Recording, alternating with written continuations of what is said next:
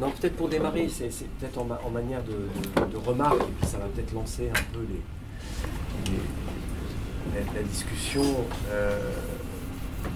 Effectivement, quand on a monté la matinée, on s'est dit, voilà, ce qui serait intéressant, c'est de mettre en communication et en tension ces jeunes alumni, encore une fois, voilà, qui ont travaillé sur ces sujets qui, peut-être de le rappeler, parce que Claire-Lise l'évoquait, mais Claire-Lise va revenir. À propos de la mise en situation professionnelle, c'est-à-dire que la mise en situation, c'est à la fois une espèce de gros stage dans une boîte, dans une institution, dans une boîte de céno, et en même temps, c'est le moment où les étudiants, quand ils sont étudiants en master, doivent se saisir d'un sujet, construire leur thèse professionnelle, et avec ce que je disais ce matin, c'est-à-dire que ça doit intéresser à la fois le monde professionnel et en même temps être un travail académique construit avec tous les codes académiques et qui donc doit intéresser aussi la recherche et être donc une forme de production de connaissances. Et les 3 thèses qui ont été présentées ce matin ont toutes quand même pour trait commun, ou pour point commun, c'est de travailler sur la question de l'expérience. Alors on le voit en permanence. Alors moi j'ai plusieurs idées qui me sont venues en vous écoutant ce matin. C'est-à-dire qu'à la fois, on voit bien que c'est commun à plein de domaines. Bon, on a vu Ramzi, il est vraiment phénoménal celui-là. Il est très étonnant, mais on voit bien qu'il y a un savoir-faire. Il le fait vraiment. Et avec beaucoup d'enthousiasme et de sincérité. Même un peu feinte, elle est sincère.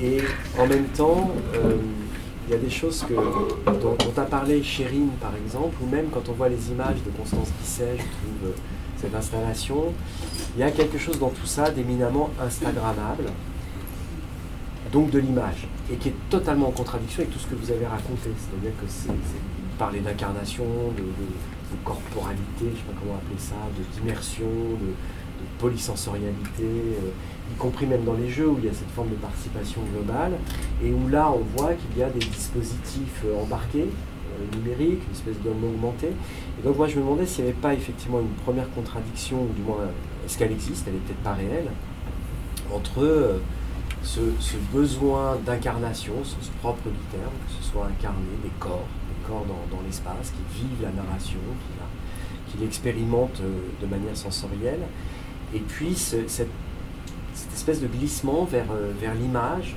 la numérisation,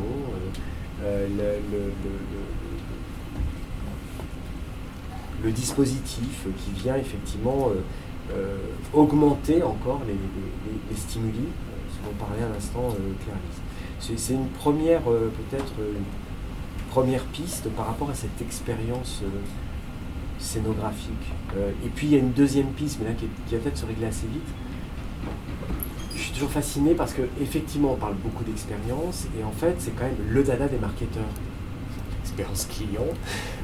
Et on voit que là on est sur le même type de propos. C'est-à-dire que c'est l'expérience du visiteur, c'est l'expérience de celui qui participe, c'est l'expérience de... Et en fait on voit bien que là il y a un glissement. Alors je ne sais pas dans quel sens il a fonctionné d'ailleurs. Commencer par l'expo. Et puis moi la chose qui m'intéresse aussi, c'est justement cette expérience utilisateur, cette expérience client pour le coup, cette expérience visiteur, cette expérience spectateur.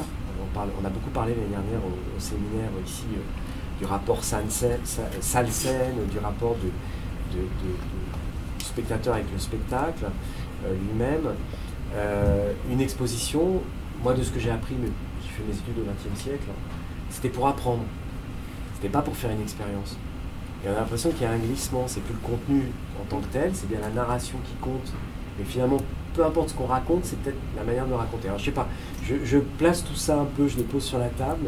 Je sais pas qui a envie de relever le défi pour commencer, mais les uns ou les autres. Peut-être c'est intéressant de parler de la scénographie, la part tangibilité et intangibilité. Donc certaines d'entre vous ont parlé de scénographie tangible, c'est-à-dire le métier de scénographe étant de l'ordre du tangible. Et donc ce qui est intéressant dans l'évolution des médias, c'est de montrer comment les médias situés, donc des médias qui sont adaptés à un contexte, à un usage, à un comportement, à un lieu, à un temps, etc., peuvent jouer le rôle, prendre ce rôle de scénographie. Voilà. Donc j'ai un exemple concernant mon travail, c'est que le gros projet sur lequel je travaille ces dernières années s'appelle Vibes, c'est un projet de danse connectée. Donc on a travaillé avec 6 chorégraphes différents. On a fait 6 protocoles. On a utilisé pour ces 6 protocoles, qui sont des protocoles participatifs, danse participative, qui peuvent être pratiqués soit par des danseurs du public, soit par des professionnels. On a utilisé exactement le même dispositif. Donc il n'y a aucune singularité donc matérielle des créations. On a utilisé un dispositif qui est un dispositif de diffusion de médias situés. Et alors la notion de situation est plus ou moins poussée selon les protocoles, mais il y en a un notamment dans lequel les participants se retrouvent dans un labyrinthe invisible. Et pour eux, ils sont vraiment dans un espace matériel. C'est-à-dire qu'il y a une voix qui les guide, donc c'est un environnement qui est en son 3D. Il y a une voix qui les guide devant, à droite, à gauche, derrière, etc., à travers le labyrinthe. Et puis il y a un certain nombre d'obstacles qu'il faut passer. Et dans leur imaginaire, les participants sont dans un espace complètement matériel. Il y a la matérialité, en fait, dans ce type d'expérience, c'est, vous l'avez tout dit, hein, c'est le corps en mouvement et les sensations qui sont vraiment le siège de l'expérience. Voilà. Donc tout ça pour parler d'un exemple dans lequel effectivement il y a une mise en place d'une scénographie qui est relativement sophistiquée, mais sans aucun élément tangible. Et par exemple, ce jeu-là, il a lieu dans l'espace public. Enfin, On peut le déployer n'importe où. Ouais. N'importe où. Et la matérialité, elle existe à tel point que les joueurs sont persuadés que les espaces du labyrinthe ont une situation réelle, c'est-à-dire sont situés à certains endroits dans l'espace qui est complètement faux, en fait.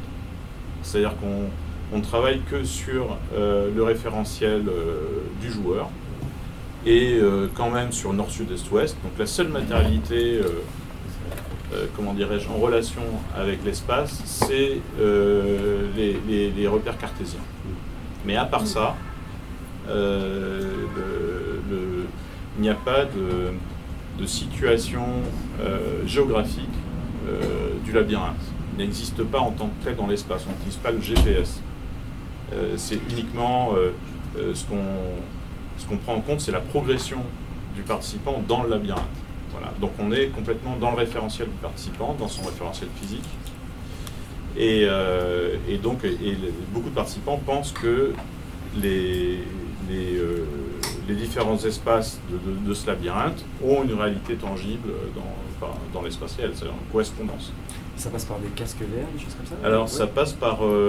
donc il y a un capteur en fait qui est sur le bras, qui est une centrale inertielle, et des oreillettes pour diffuser le son spatialisé. Donc c'est un mélange de son 3D, de consignes, de feedback sonore lié au mouvement. C'est assez sophistiqué en réalisation audio, mais il n'y a aucun élément tangible dans l'espace.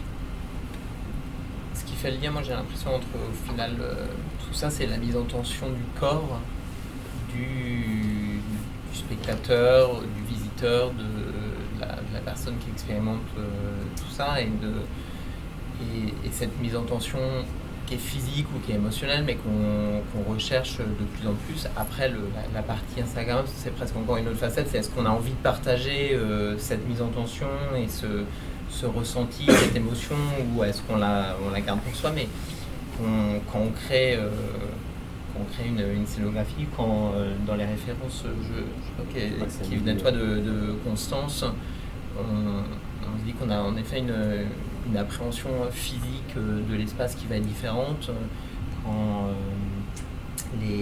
même dans les expériences sensorielles avec la fourrure dont tu parlais, dans la mise en tension, où physique et émotionnelle du corps dans les spectacles événementiels que tu citais, qui sont ces grands mariages en dehors de leur sens ou pas, ça c'est un autre sujet, de me parvenir.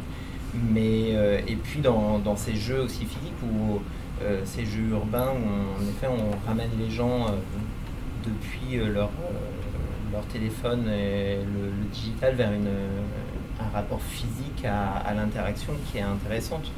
Et je trouve en tout cas qu'il y a une narration dans la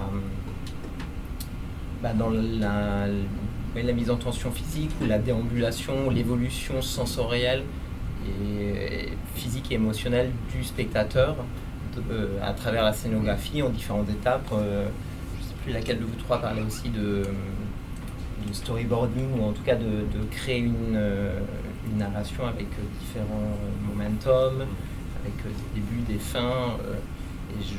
Pour moi,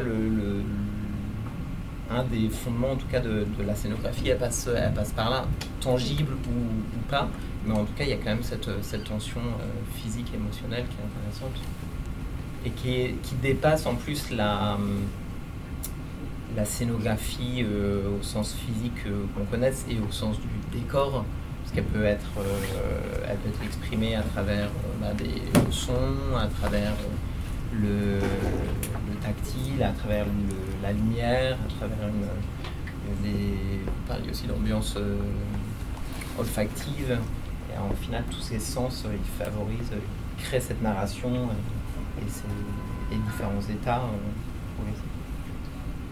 Moi, ce que je voyais, c'était que aussi entre toutes les présentations, et ça rejoint ce que tu dis par rapport à la déambulation, c'est que d'une part, quand on parle de scénographier l'expérience, que ce soit sur quelque chose de tangible ou d'intangible, à chaque fois il y a eu la question de l'espace et du temps, la rencontre des deux. Et ce qu'il y a de particulier, je pense, dans tous les projets qui sont présentés là et qui sont, tous les mémoires, qui est peut-être un peu différente d'une posture de spectateur assis, c'est qu'il y a à chaque fois cette question de trouver la balance entre la scénarisation de la déambulation d'une forme d'expérience et le libre arbitre du visiteur. En fait, finalement, en tant que scénographe, sur tous ces aspects-là, que ce soit le jeu vidéo en ville, pas forcément vidéo d'ailleurs,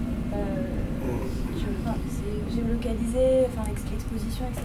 Il y a à chaque fois cette question de scénariser de la liberté, surtout dans des espaces par exemple d'exposition ouverts, où en fait tout ce qu'on fait c'est d'anticiper le fait que des personnes vont aller d'un endroit à un autre, et qu'en fait le récit devra fonctionner dans différents ordres possibles, et en fait tout ça c'est l'anticipation de tout ça.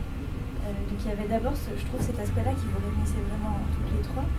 Et après, il y avait aussi toute cette question d'inscription dans un lieu, de rapport entre le récit que la scénographie apporte et celui qui est déjà là, ou qui est un peu en germe, ou qui existe un peu dans l'environnement et qui a à révéler, comme une sorte de situation initiale, pas forcément un récit qui est déjà là. Et je trouve que, à la fois dans ce que tu disais, la façon dont les événements peuvent investir des lieux qui sont délaissés, qui sont peut-être à réhabiliter, l'inscription dans la ville et le fait de se dire quel morceau de ville peut servir de base au récit, comme le coin d'un immeuble, ou encore Constance Guisset, le rapport au tableau, à la jupe dans le tableau et enfin, je trouve qu'il y avait tout ça qui se recoupait vraiment complètement dans le... Mais la question du spectateur assis ou mobile, en fait, parce qu'on a très peu parlé là pour le coup de théâtre au sens strict du terme. On aura cet après-midi plus cette dimension-là. Et je pensais entre autres à l'expérience peut-être de Simon, d'ailleurs comparé aux deux vôtres, Marina et Xavier, parce que quand tu travailles sur les défilés quand même aussi, où là quand même tu as des points de vue qui sont en plus très différents en fonction de l'endroit où tu es. Mais alors en tout cas dans notre métier propre qui est de l'événementiel par rapport au théâtre, la notion de spectateur, elle a évolué, et justement elle a évolué depuis une quinzaine d'années, entre autres à cause des téléphones, à cause ou grâce, mais aux téléphones portables, aux appareils photo et aux réseaux sociaux, parce qu'au final ces événements, c'est avant tout des événements de communication, des événements pour créer de l'image, qui était initialement une image qui était 100% contrôlée par les créateurs de l'événement, où ils organisaient où étaient les prises de vue, où étaient les photographes, où étaient les caméras. Maintenant, chaque spectateur est lui-même le propre média ou un média potentiel, un vecteur potentiel d'image. Donc l'expérience, elle est plus devenue comme une scène de théâtre classique avec d'un côté l'audience et d'un autre côté la scène. Les choses se sont mélangées. L'expérience, elle commence aujourd'hui avant, à l'extérieur, voire même dans la chambre d'hôtel des invités quand ils reçoivent leur invitation et qu'ils font du unboxing, et à travers tout le parcours de théâtralité, d'arrivée, depuis l'extérieur, depuis traverser un sas, une mise en place sensorielle, une mise en condition par rapport à une narration qui va arriver après, le choix du lieu qui au final aussi fait sens, et on n'est plus obligatoirement dans des boîtes noires, et puis des décors qui sont devenus, qui sont sortis du cadre de la scène et qui sont devenus beaucoup plus immersifs, qui est un peu devenu un mot valise aujourd'hui, mais cette recherche d'immersivité, elle est devenue presque absolue, c'est presque un graal que cherchent en tout cas les gens dans la communication et dans l'expérience, où ça devient une expérience participative et un peu multiple. Et la question de la mémoire, que soulevait Amélie, qui est absolument essentielle. C'est la mémoire de l'événement, on génère des instants, qui était le génie d'Instagram d'ailleurs, au départ. C'est-à-dire de fixer la mémoire d'un instant formidable. Mais alors, dans le musée, c'est pris en compte ça, quand vous travaillez sur des scénarios aujourd'hui d'expo, de musée, le rapport à ce spectateur visiteur, vecteur d'image, lui-même valorisant le... C'est un sujet, par exemple, qui était beaucoup venu quand on a travaillé sur le pavillon de la Suède à la dernière exposition universelle, où en fait on se battait un peu contre la nécessité de l'insta-moment qui nous était demandé. Et en fait d'essayer plutôt de défendre le fait que tout point de l'espace pouvait devenir une image selon le fait que les personnes décident de photographier cet endroit-là. Et du fait que, je pense que de toute façon c'est des démarches similaires dans tous ces types d'approches, mais c'est comme on travaille énormément de façon tridimensionnelle et qu'en fait on passe notre temps sur ordinateur ou par d'autres moyens à visualiser différentes séquences et différents moments de l'espace, en fait c'est plutôt plein d'images qui se préfigurent en même temps, même au moment où on réfléchit au projet. Et je pense que tout l'intérêt de l'exposition ou de ces expériences spatiales, à la différence d'une image qu'on mettrait dans un livre dont on tourne une page, c'est de faire en sorte que ces images-là elles se succèdent et qu'elles ne soient pas forcément toutes les mêmes dans un instant T trop planifié. Et moi j'aimerais rebondir là-dessus, parce que j'aimerais avoir votre sentiment aussi, à vous tous les trois, là, c'est sur la responsabilité du scénographe par rapport à ça, parce qu'on est en train de parler de dispositifs extrêmement puissants, d'immersion, pour reprendre le mot, là carrément on a l'impression d'une réalité qui n'existe pas. Là, tu donnes un exemple, dans cette commande-là, on envoie un stage, puis finalement nous on revendique que tout est Instagrammable, en gros. Mais derrière ça, il y a une posture, quoi. Par exemple, sur le jeu urbain, tu es en train de nous expliquer que les JO, ce qui les intéresse là-dedans, c'est plutôt de contrôler quand même la chose, quoi. C'est-à-dire, s'ils font un jeu, ce sera dans un endroit balisé, etc., sans trop de débordement. Possiblement. Voilà. Possiblement de laisser quand même les collectivités s'emparer d'un modèle de jeu, mais quand même avec une charte à respecter. Parce que ce que je trouve intéressant dans les images que tu montrais, là, les petites vidéos, c'est effectivement les gens qui jouent, ce qu'on voit dans le... Mais surtout les gens qui regardent les gens qui jouent. Je trouve ça presque plus intéressant, c'est-à-dire les gens qui sont dans la rue, qui voient un type courir. Et je trouve que là, notre apport de scénographe, c'est peut-être surtout de créer ça, c'est-à-dire de créer ce petit décalage entre être immergé, c'est une chose, mais aussi avoir la liberté de ne pas être immergé ou de regarder des gens ça c'est... Ça rejoint un peu ce que disait Marina tout à l'heure, je ne sais plus comment tu l'exprimais, mais tu parlais de scénariser la liberté. En fait, ça on l'observe, finalement le fait que ce soit Instagrammable, on peut aussi un peu s'en emparer en tant que scénographe pour faire bouger, opérer des changements de paradigme. Par exemple, la façon dont on va occuper l'espace public et comment on va se le réapproprier. Tout à l'heure, toi, tu évoquais la possibilité par le jeu de faire se rencontrer certains quartiers. Donc là, ça peut avoir aussi une portée effectivement plus nouvelle, en tout cas, pour se faire rencontrer des gens qui ne se rencontreraient pas forcément dans l'espace public. Par exemple, le musée, ça peut se jouer sur d'autres... les scénographies d'exposition, ça peut se jouer sur d'autres niveaux, mais voilà, je crois que dans les entretiens de Bruno Latour, qui sont disponibles en ce moment sur Arte, il a une sorte de l'ultime entretien, il évoque, je sais plus, je vais pas être très précise, donc je sais plus dans quel niveau c'était, j'avais mes notes mais parce que là-bas, il évoque un petit peu cette histoire. Je peux peut-être aller chercher mes notes pour être un peu plus précise, mais voilà, on peut partir sur le point de Clarisse déjà. Clarisse parlait de la transgression. Et il y a différents types de transgression. Il y a la transgression de la norme, la transgression de la règle. C'est pas les mêmes types de transgression, mais c'est vrai que ça rejoint la question de tension, je pense.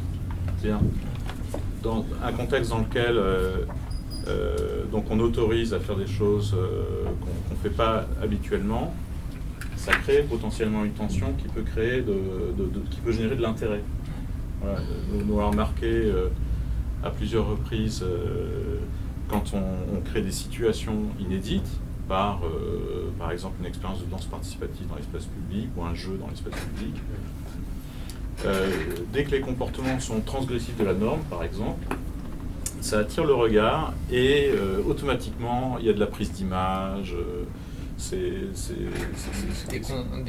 Dans une exposition, on nous invite à toucher, à avoir un rapport tactile qui est complètement inhabituel, ou même dès qu'on met en condition physique, on force les gens à passer par un espace trop petit, trop grand, à venir faire un mouvement inhabituel, à se courber pour rentrer dans une salle petite et découvrir autre chose. Ça génère quelque chose d'intéressant, la surprise, l'inhabituel, les émotions. Et la transgression de la règle qui est encore plus forte, nous on l'a observé très clairement, et c'est vrai que les dispositifs sont très puissants, soit les dispositifs tangibles ou médiatiques. Dans un cadre très restreint et expérimental, on a essayé par des protocoles donc de faire transgresser la règle par des personnes où on n'est pas arrivé. Et donc effectivement ça pose la question de la responsabilité, de l'éthique même des chorégraphes, jusqu'où on va dans la suggestion et voir comment dirais-je, c'est la contrainte émancipatrice quelque part, le dispositif, c'est-à-dire qu'il soit tangible ou intangible. On dit qu'on donne des libertés, mais en même temps, un dispositif, la puissance du dispositif, c'est une forme de quelque chose qui est imposé, notamment l'immersion. Les dispositifs très très immersifs, c'est difficile de s'en détacher.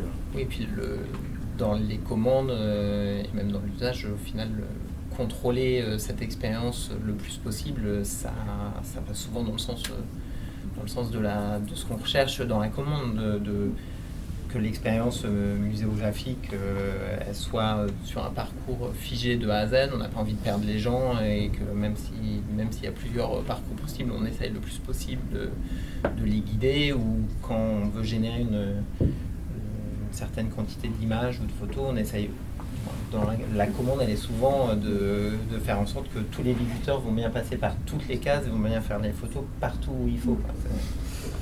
Et si toutes ces photos sortent, c'est réussi. Il y en a content.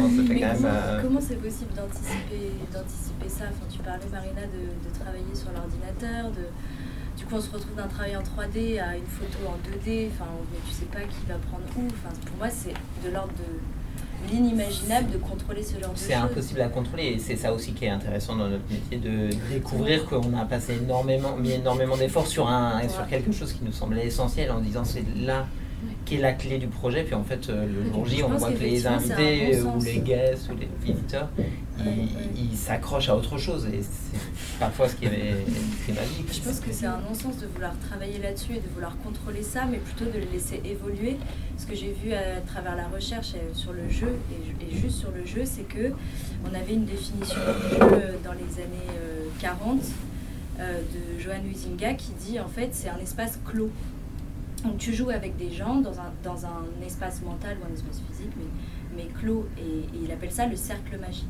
Et ce qu'on voit en fait avec les jeux géolocalisés et les possibilités de connexion, d'interconnexion, c'est que, et ce que tu disais Nicolas sur le fait qu'il y ait des gens qui regardent, mais même des gens qui participent alors qu'ils ne sont pas connectés à la même plateforme, c'est qu'on vient un peu donner de l'air à ce cercle, et en fait c'est une évolution du jeu. Donc je ne parlerai pas forcément, je sais pas, de contrôler ce qui va se passer ou de contrôler d'essayer d'anticiper la liberté, mais juste de laisser possible l'évolution d'une pratique, par exemple, comme celle du jeu, avec nos moyens numériques.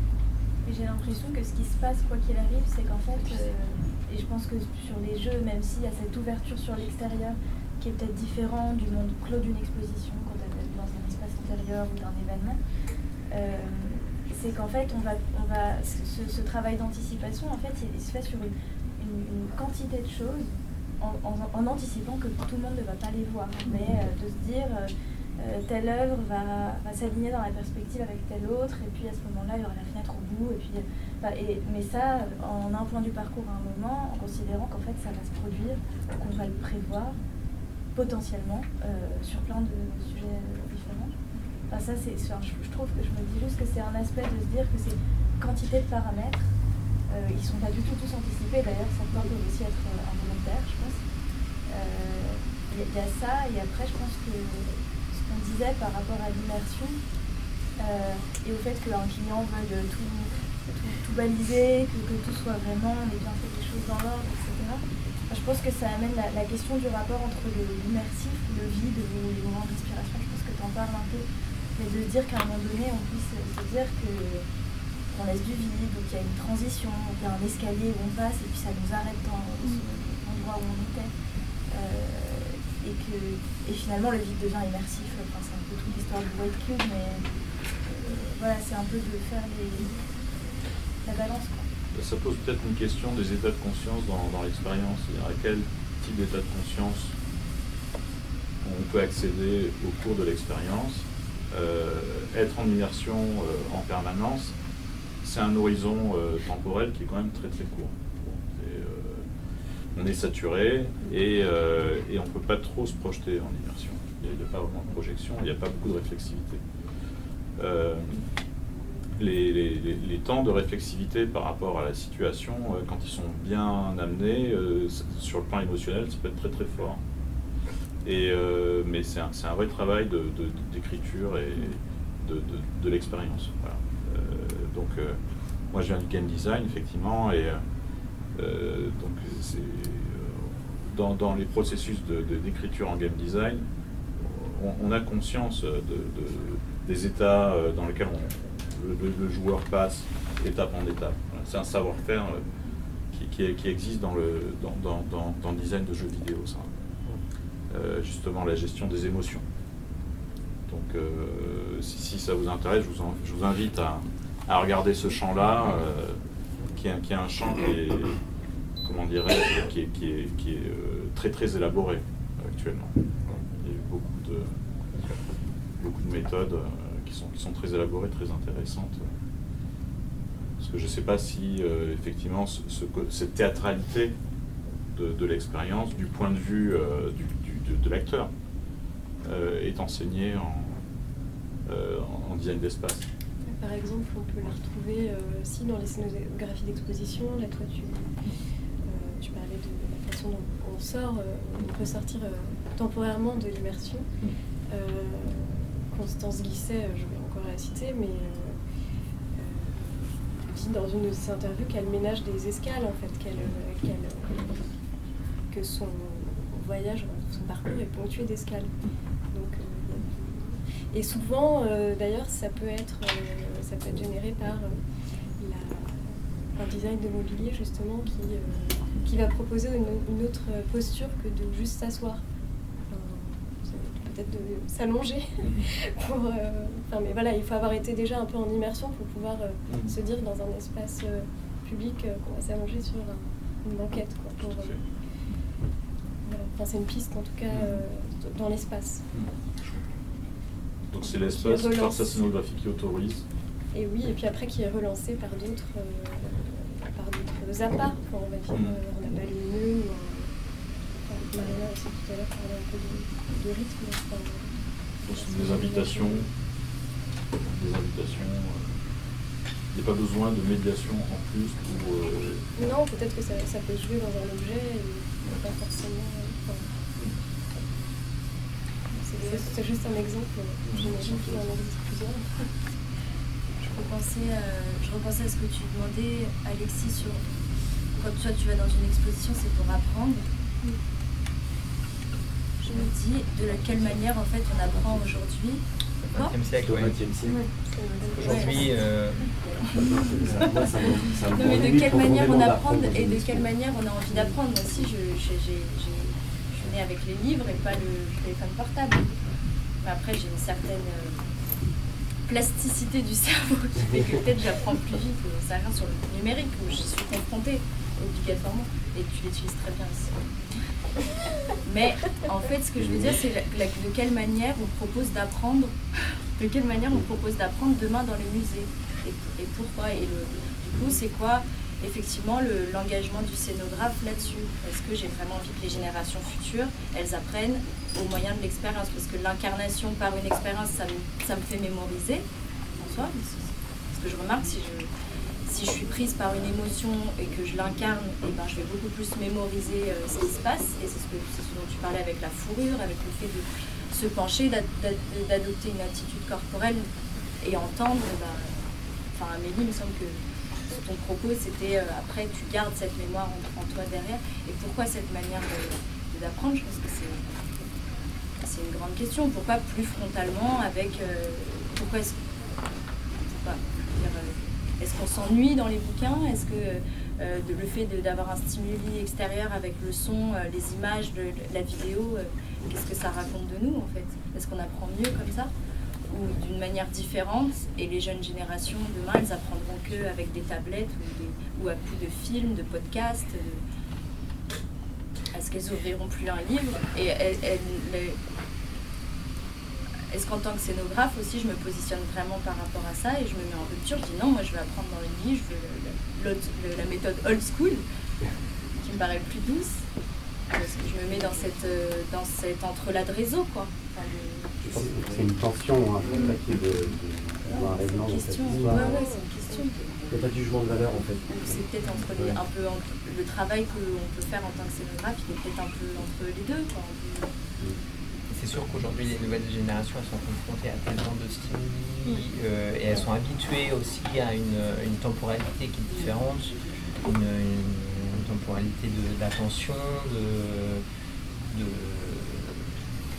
peur du vide, et donc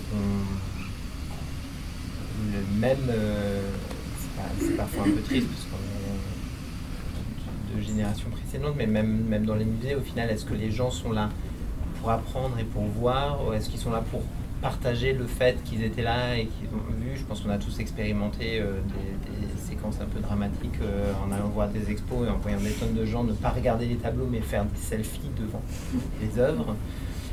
Et en même temps, on ne peut pas l'ignorer non plus. Et c'est vrai que notre rôle en tant que scénographe, il est là, il est de peut-être trouver l'équilibre juste où on va générer de la tension et de l'attention, et on va aussi quand même les amener à s'intéresser à des choses et à passer des messages que si on faisait que des white box, il y aurait peut-être il y aurait une population qui viendrait, mais elle serait peut-être pas aussi large qu'on commence à imaginer des scénographies. Est-ce que c'est au détriment de l'œuvre? C'est un discours qui est un peu plus... Moi, je pense que c'est une manière de se réapproprier un contenu, en fait. Un contenu,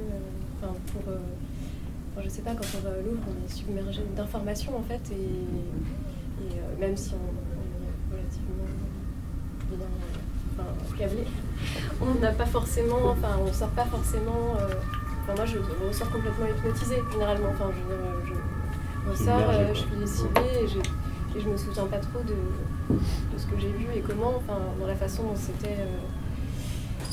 dont c'est présenté, c'est présenté par période, ça je vois très bien, mais à la fin, j'ai pas forcément, j'ai peut-être retenu 2 objets de ce que j'ai vu, et donc en tant que peut-être futur scénographe, pour penser un peu... je sais pas trop, je veux pas même m'avancer là-dessus, mais c'est plutôt l'idée de comment on refait dialoguer les œuvres et comment elles apportent un nouvel éclairage. J'arrive pas trop à l'exprimer, mais...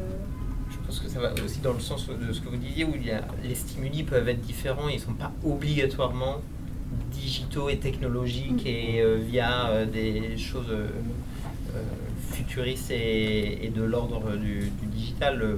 J'ai un exemple, il y a quelques années à Frieze, je crois, au milieu de tous les stands d'art contemporain, une galerie dont j'ai oublié le nom avait reconstruit à l'identique l'appartement d'un grand collectionneur qui était submergé de tableaux, d'ouvrages, sur la moindre table de nuit, chaises et autres. Il y avait des articles de journaux, il y avait des documents, il y avait une profusion d'informations, mais d'informations d'une autre époque, plus du début du siècle. Et en même temps, c'est le stand qui avait fait le plus parler de lui et sûrement générer le plus d'images, parce qu'il était en contraste avec déjà la white box habituelle, il était en contraste avec toutes les installations un peu technologiques et contemporaines auxquelles on s'attend aujourd'hui, où on a hâte d'être challengé et stimulé par ça. Et donc il y a différents médiums, il y a différentes manières de créer ça sans obligatoirement tomber dans le full digital ou le full technologique. Donc on arrive à amener une scénographie, une attention et créer quelque chose d'un peu différent, ou à sortir du cadre. On parlait tout à l'heure.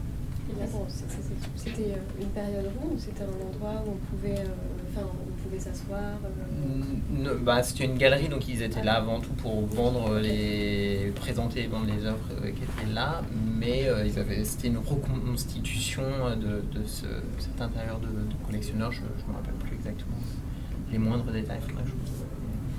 Ce que je veux dire, c'est qu'il ne fallait pas non plus mythifier un soi-disant âge d'or où le musée était un lieu de culture, où on apprenait, on sortait de là érudit. Il y a des allers-retours et des tensions. On voit des images du musée du 19e où chaque centimètre carré était couvert de tableaux. C'était tout aussi immersif et décervelant. Je veux dire que c'est un très mauvais mapping vidéo de je sais pas quoi, de lumière. Je veux dire, c'était pas pire, quoi. Donc il y a des allées et venues, des tensions de longue date dans l'histoire de comment on expose des choses, pour parler du musée, après le théâtre aussi. Voilà, donc le XXe siècle il est grand, le XIXe, j'en sais rien, mais je ne sais pas.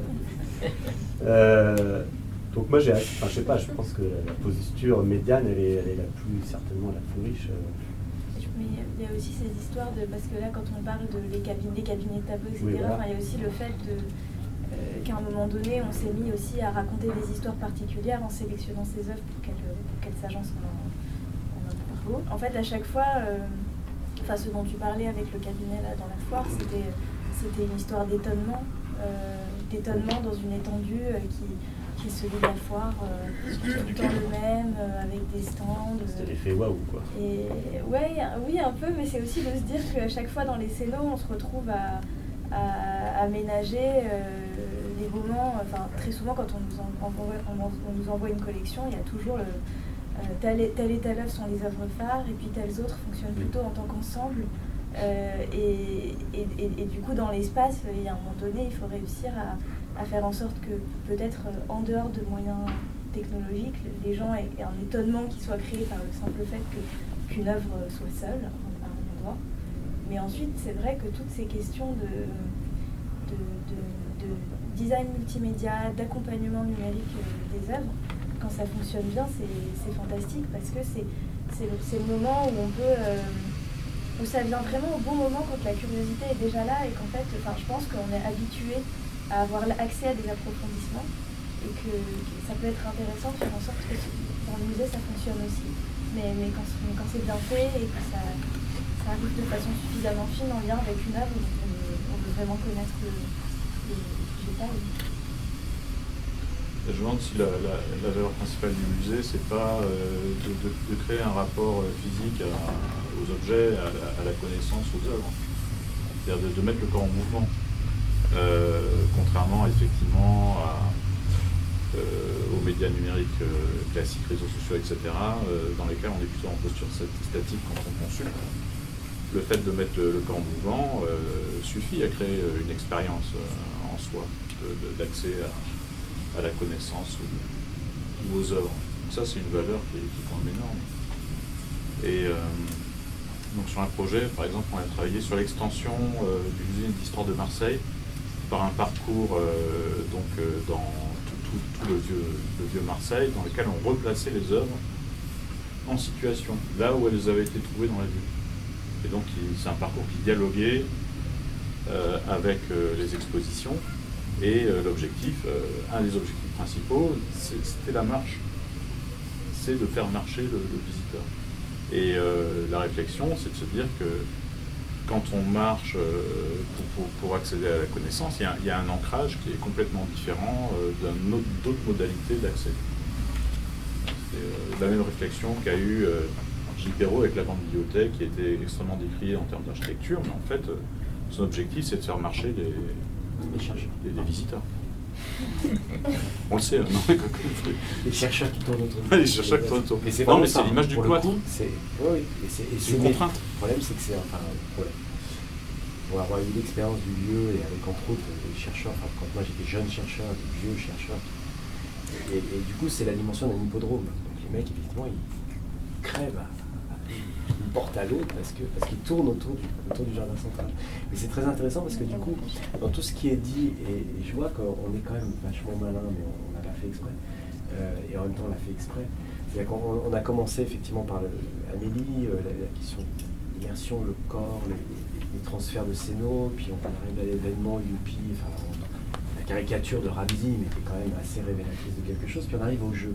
Et en fait, ça par rapport à ce que disait Xavier à l'instant sur le monde du gaming, en fait. Et là, on voit bien aussi sur l'extension du musée de Marseille, on voit bien dans la manière dont on met en scène les musées aujourd'hui, et les expositions, je pense à celle du MAB, aux grandes expos de Nathalie Crinière, qui sont juste là-dedans, il n'y a pas de sujet, par vie. Et pourtant, ça finit par être un spectacle total. Et du coup, je pensais effectivement au lien au théâtre, c'est-à-dire le jeu. Et ça résonne parce qu'on a un prof à Clermont-Ferrand qui s'appelle Aurélien Fouillet, qui est philosophe, sociologue, qui vient de publier un bouquin qui s'appelle Playtime. Il explique comment la société, cette civilisation du travail dans laquelle on vit, soi-disant matérialiste, dans laquelle on consomme et donc on jette beaucoup, on n'est pas si attaché que ça au matériel, mais en fait on passe notre temps à jouer. Et il y voit une espèce de sublimation du syndrome de Bovary, quoi. On joue tous, on est tous des Bovary en puissance. Et je me disais en vous écoutant, effectivement, c'est peut-être la clé, parce que tout ça, c'est de l'ordre du jeu. Enfin, quand le génie des réseaux sociaux, c'est qu'on appuie sur un bouton, on fait pendant des heures, on bosse pour eux en cliquant. Et finalement, on a quelque chose de cet ordre-là, y compris même dans ce que disait Marina, quoi. Comment tu amènes les gens à comprendre ou à adhérer à l'unicité d'une œuvre, la série. C'est bien par une espèce de déambulation qui revient au labyrinthe de tout à l'heure. Finalement, très peu de moyens, on arrive à te conduire à une sorte de grand escalier qui te fait participer et vivre le truc. Est-ce que c'est pas le jeu qui... À travers ce jeu, on arrive quand même à passer des messages ou à instruire ou à transmettre quelque chose de très pédagogique, fond. On apprenait l'art de la guerre et de la stratégie avec les échecs, à l'ancienne. C'est pas. Ou alors, il y a, tu dis civilisation du travail, plutôt civilisation des loisirs, on va dire. Et c'était, les situationnistes, eux, ils étaient en opposition à ça, et pour eux, le jeu, c'était un moyen de mettre ça à plat, quoi, de bazar, d'être transgressif et tout. Moi, ce qui me questionne toujours, c'est jusqu'à où on contrôle le jeu en tant que scénographe ou game designer ou je sais pas quoi.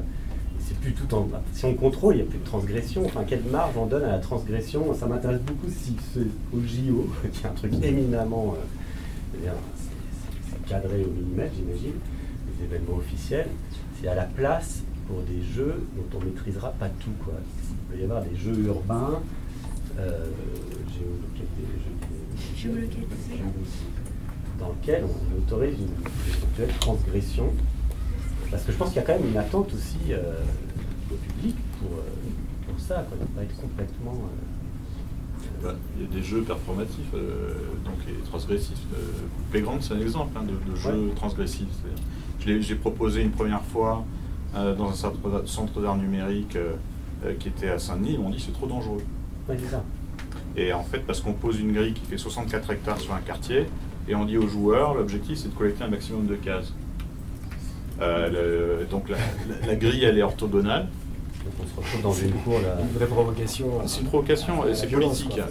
La grille est orthogonale et en fait, tout l'objet du projet, c'est de questionner l'espace public. C'est quoi l'espace public? Voilà. Et il y a des parties, on couvre toute la grille. Les cases font 30 mètres sur 30 mètres. Donc, et il y a des joueurs qui vont dans les réserves des supermarchés, qui vont dans toutes les cours possibles et imaginables, etc. Et ça retourne la tête, c'est-à-dire qu'il y a des personnes qui se perdent dans leur quartier. Parce que quand on déjoue, c'est un déjeu plus qu'un jeu, quand on déjoue les habitudes et les territorialités, ça change complètement la perception qu'on peut avoir du réel. C'est incroyable. Donc le jeu, mais c'est un jeu, sociologiquement, Roger Caillois disait que c'était très dangereux de faire ça. De faire ce type de jeu. Et c'est pour ça que les Jeux Olympiques sont très cadrés aussi, que dans l'arène, en fait, le spectateur il a un côté hyper passif, il regarde ce qui se passe, il intervient de temps en temps, il crie, waouh, génial, c'est une manière, mais c'est très canalisé en fait. Mais la société c'est même une a évolué. manière de contrôler les passions, quoi. La société a évolué, c'est-à-dire que je prends un exemple, on avait fait une sorte dans un festival, une fête foraine en son 3D. Et donc les participants faisaient des tas d'actions à l'espace public de manière complètement individuelle. Donc à une époque, je pense qu'ils auraient été arrêtés par la police. Et là, j'entendais les commentaires des passants, donc une petite fille qui demande à sa maman, mais qu'est-ce qu'il fait le monsieur? Ah, ben il doit jouer à un jeu dans l'espace. Ça doit être un jeu. C'est évident. Et en fait, donc, je pense que la question de la transgression, ça transgresse une certaine norme, mais ça transgresse plus la règle, en fait, ce type de jeu. Donc, nous, le problème qu'on a eu avec Playground, c'est par rapport à l'interface cartographique, est-ce qu'on la montre tout le temps? Parce que si quelqu'un se déplace en courant en ville en regardant un écran, potentiellement, c'est problématique quand même. Nous, on a une responsabilité. Donc ce qu'on fait, c'est qu'on cache la carte dès qu'il y a un déplacement.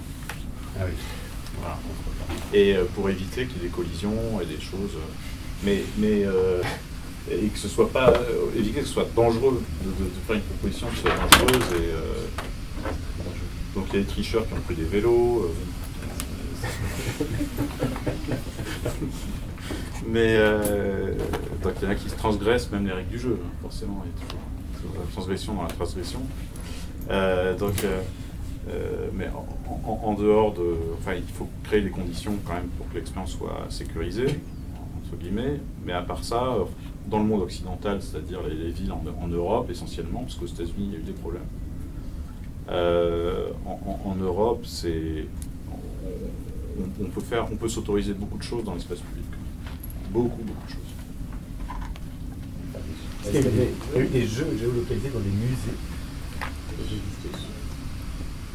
la géolocalisation en musée, c'est un peu compliqué parce que donc nous on a fait des jeux en musée. Enfin à la Chartreuse, on a fait des protocoles on a activé des protocoles de dérive. Ah oui. Donc c'est des séries de consignes en fait à appliquer. Suivre une personne. Pour apprendre à se coucher. perdre. Ouais, c'est des séries de consignes qui mettent le corps en action dans un lieu de patrimoine. Donc c'est très très intéressant. Mais également de manière transgressive. Ah ben forcément il y a de la transgression, oui, parce que les comportements ne sont pas des comportements de visiteurs. Et donc on a eu des personnes qui ont été en situation de performance. Et là, il y en a un par exemple qui s'est couché dans l'allée d'accueil de la Grande Chartreuse à des Avignon et qui est resté 20 minutes. Et après on lui demande mais pourquoi est-ce que tu es resté aussi longtemps Mais en fait c'était un trip. Et il y a des visiteurs qui passaient d'un côté de l'autre, il était en performance. C'était un étudiant, un ingénieur. Mais lui, il avait entre guillemets été mobilisé par une consigne de. Il y a une consigne qui lui a proposé de se coucher au sol. Et en fait, le principe de ce protocole, c'est que le participant gère en fait le passage à la consigne suivante. Ah oui. Donc c'est lui qui gère la temporalité. Et en fait, la situation était tellement incroyable pour lui, il est resté couché 20 minutes au sol, les bras en croix, avec les visiteurs qui passaient. Il y a quand même quelqu'un qui s'arrête pour lui. Moi je comprends, ça doit être facile. Non, c'est une émotion absolument incroyable. Il a vécu à fond. Et, voilà, c'est une performance. Donc c'est un ingénieur, donc il ne connaît pas ça, il n'a jamais fait de théâtre. Parce qu'on l'y autorisait aussi avec. Parce que la voix lui autorise, effectivement. Et c'est ça qu'il a répondu, il a dit pourquoi est-ce que tu l'as fait? Parce que la voix m'a autorisé à le faire. C'est dans le jeu, il était dans le jeu complet quoi. Complet. Mais le personnel de la Chartreuse, par exemple, ils étaient au courant. Ah oui. Non, mais on sait rien. Je sais pas à quel point on est transgressif, on investit. On était en résidence. Quand même. On était au courant. Après, si je puis me permettre, Ouais. il y a quelques années, un garçon qui s'appelait Tim Gross, qui a créé une sorte de... C'était pas vraiment un jeu, mais une sorte de défi à faire pour avoir plus confiance en soi. Et donc, l'un des défis, c'était de s'allonger par terre dans un endroit extrêmement... où il y avait énormément de monde. Et donc, je l'ai fait sur la place du Trocadéro. Les gens ne sont pas venus me voir, du coup. Mais les gens étaient autour de moi. Et je l'ai aussi fait à l'aéroport de Vienne. Et là, j'avais pris une vidéo. Et on voyait qu'il y avait des gens qui me regardaient un peu bizarrement. Et j'étais restée près de 2 à 4 minutes à chaque fois. Mais c'est l'expérience qui est vraiment assez stressante au début. Et après, ça devient... une fois qu'on est dans cet état-là, qu'on est rentré dedans, tout stress disparaît. Et que je comprends totalement que le garçon soit resté 20 minutes. Moi, j'avais pas le temps avec mon avion que je devais prendre de rester 20 minutes. Mais c'est une expérience très intéressante. Et j'avais pas de jeu qui m'autorisait à faire ça. Mais je l'ai fait par défi avec moi-même, en fait. Voilà. Et après, ce qui est intéressant, c'est est-ce que ça a modifié votre rapport à l'espace et à votre mémoire de l'espace? C'est-à-dire est-ce que la mémoire de l'espace aurait été la même si vous n'avez pas fait cette performance? Je me rappelle, en fait, par exemple, de la verrière, de l'endroit, etc. Ouais. Ça, je l'aurais pas remarqué, par exemple. Voir l'espace de tout en bas, c'est aussi quelque chose. Après, en vrai, ce que ça m'a appris, c'est que tout peut stresser au début, mais une fois qu'on est dedans, ça part. C'est une autre émotion. Oui. Moi, ce que ça me fait penser, c'est ce genre d'action, alors chartreuse ou pas chartreuse, c'est que tout à coup on se sent, je pense, légitime dans son rapport à l'espace public. Le truc c'est-à-dire qu'on dit, finalement, je peux pique-niquer dans la rue, j'en sais rien. Mais là, c'est un peu extrême, mais j'ai l'impression qu'en tant que scénographe, par exemple, moi, ça me marque beaucoup dans les musées. Il y a des musées où on a un rapport à l'œuvre, où tout à coup, on se sent dans une proximité, où, effectivement, pour être clair, moi, un musée que j'apprécie beaucoup, c'est un musée où j'ai l'impression d'être à la maison. C'est-à-dire où le tableau est dans une forme de proximité domestique. Je pourrais presque me dire, je n'ai même pas besoin de l'emmener chez moi, pas besoin de le voler, si je veux le retourner, c'est chez moi. Enfin, je ne sais pas comment dire, il y a une sorte de légitimité de l'espace qui devient Donc j'attends toutes ces actions qu'on peut faire pour faire que les gens se sentent à l'aise par rapport à cet espace-là, c'est un peu de ressort du scénographe aussi, quoi. De faire que les espaces soient appropriables d'une manière intime, enfin personnelle. Je ne sais pas si... moi je vois le jeu urbain un peu comme ça aussi, c'est-à-dire tout à coup aller dans des endroits et puis on se rend compte qu'en fait oui, on peut y aller, quoi. Ça fait partie de notre horizon. C'est un parti pris, parce que la scénographie ça peut être aussi l'inverse. Ça peut être l'opposé, au contraire, à distance. Être dans une distance, dans une posture d'inaccessibilité. Mais c'est ça qui est intéressant, c'est qu'il y a le champ des possibles, il est plus large, mais c'est vrai, c'est de créer une attitude et une posture inhabituelle, d'amener le spectateur, le visiteur un peu ailleurs, un peu en dehors des sentiers battus, soit en s'appropriant un lieu complètement inhabituel, une usine désaffectée pour en faire un mariage de luxe, ou d'autres événements ou des lieux très très bruts pour y accueillir des défilés haute couture pour des expériences particulières, ou au contraire créer quelque chose de l'ordre de l'événement public, mais en même temps qui est très distancé, qui est presque inaccessible. Ça peut être une posture. Là, c'est des questions vraiment, je pense, personnelles, parce qu'il y a des attitudes... personnelles ou de l'ordre de la commande. Oui, bien sûr. Oui, par rapport à... Parce que tout à l'heure, tu parlais du fait que dans un défilé de mode, il y a aussi tout le travail de marche vers le lieu. Et je pense que ça amène aussi toutes les questions de seuil, de passage de l'entrée. Enfin, il y a un article dans la lettre de l'OCIM de Monique Renaud qui analyse un peu toutes les façons dont on est entré dans le musée à travers le temps, le fait qu'il y a un moment on l'a mis sur un piédestal et il fallait s'acheminer soit par l'escalier extérieur, soit intérieur, selon que ce soit un palais, transformé, composé, etc. Puis elle étudie comme ça, seuil ascendant, descendant, seuil de plein pied, et tout ce que ça change dans la perception. Alors l'article tend plutôt à dire que le musée devrait être à huis clos. Je pense qu'il faut mettre ça en question par moment, pas tout le temps. Je pense que le huis clos a son intérêt aussi pour justement créer une expérience forte, mais c'est vrai que il y a aussi tout le fait de se dire que la ville ou le musée peuvent se permettre de s'infuser l'un l'autre parfois, et que ça participe à justement à changer l'expérience, à faire que quelqu'un pourra avoir envie de s'allonger par terre sur la place, par terre dans l'entrée. Et ça rejoint peut-être un peu aussi ce que tu disais par rapport au fait que les Jeux Olympiques sont dans l'enceinte de quelque chose, donc qui forment une frontière autour, et l'expérience qu'on vit peut-être dans le jeu se fait aussi en ayant conscience qu'on est sorti de cette frontière-là et que c'est un espace de liberté, enfin qu'on n'est pas dans l'enceinte de l'espace réglé. Enfin, voilà, ça pose, je trouve, toutes ces questions de limite. Ce qui est intéressant aussi, c'est la question par rapport à ça de la pluralité des expériences par rapport à la proposition scénographique ou ludique, etc. C'est-à-dire, est-ce qu'on autorise une pluralité d'expériences là-dedans, ou est-ce qu'on est dans quelque chose d'univoque? Souvent dans les musées, il y a des systèmes de sens de visite, et donc on est dans l'ingénierie culturelle, c'est-à-dire qu'il faut gérer des temps. Un visiteur, il doit rester tant de temps dans la visite, et puis la construction de la visite est plutôt dans une structure linéaire, etc. Et donc, dans ce type d'approche, c'est difficile d'envisager une pluralité d'expériences. C'est un peu compliqué. Dans un jeu un peu comme Playground, effectivement, il y a de la place à la stratégie, à la tactique.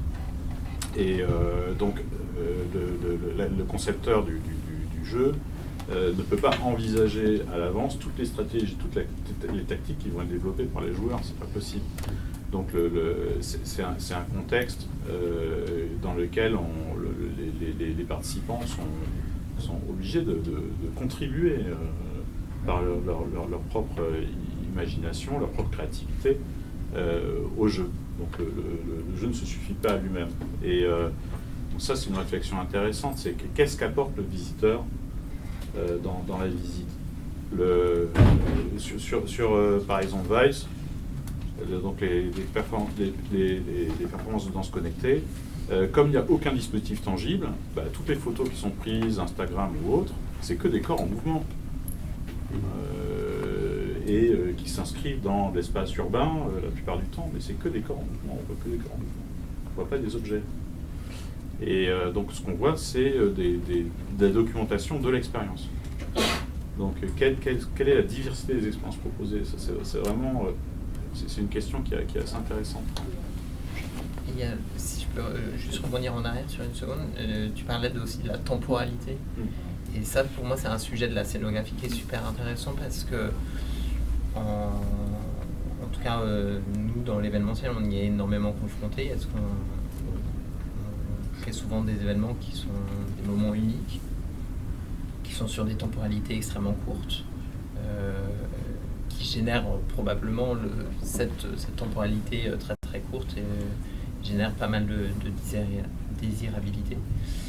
Mais en même temps, gérer des temporalités pour une exposition en disant je vais dessiner une exposition qui doit être expérimentée en un temps donné ou qui doit voir plusieurs temporalités de parcours, en sachant que certains visiteurs font quand même certaines expos en moins de 10 minutes facile, alors que d'autres vont y passer 3 heures.